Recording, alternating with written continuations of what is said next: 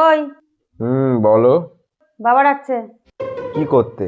আমি কি করে জানবো? জানি জিজ্ঞেস শুনি। দেরি কি একটু শুলাম, ভালো লাগে না। বলো কি হয়েছে? মা বললো তুমি ডাকলা আমাকে।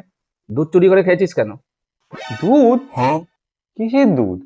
প্যাকেটে যে পাউডার আমুল দুধ হয়, চুরি করে খেয়েছিস কেন? তোমার কি মাথা পাগল হয়ে গেছে? প্যাকেটের দুধ কি আমি এখন এই বুড়ো বয়সে খেতে যাবো? বোন আছে তো, ওকে বলো না। তোর বোন তো বললো কিছু খাইনি। ও বাহ বাহ বাহ বাহ বাহ বাহ, মানে ও যা বলবে তাই সত্যি। আরে ওই খেয়েছে, ওকে মুখটা দেখো না, মুখটা এক নম্বরের চোর, ঠিক আছে? ওই তুই আমাকে বিনা কারণে চোর কেন বলছিস রে? আমি না দুধ খাইনি, তুই বেশি কথা বলবি না। এই তুই না বেশি কথা বলিস না, ঠিক আছে? আগের দিন যে কুরকুরেটা এনেছিল ওটা তুই চুরি করে খেয়েছিস, ঠিক আছে? হ্যাঁ, আমি সেদিনকে কুরকুরিটা চুরি করে খেয়েছিলাম, কিন্তু আজকে আমি দুধ খাইনি বলছি তো। থাম না বাবা, থাম থাম, এবার তো স্বীকার করে নে। আর কত মিথ্যা কথা বলবি বোন আমার। আমি যখন দুধ চুরি করে খাইনি তাহলে আমি কেন স্বীকার করব? যা যা, তুই নিজেকে নিজের এই কাজ কর। তুই চুপ কর, তুই চুপ কর।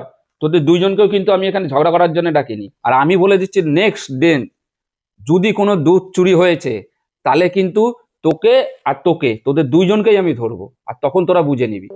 কিছু না করি এত কিছু শুনতে হলো বাবা। এই ঠান্ডা, বাথরুম যেতে ভাল লাগে এখন ঠান্ডায়।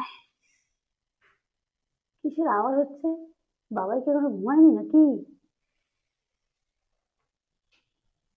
ঠান্ডা, আরে হ্যালো।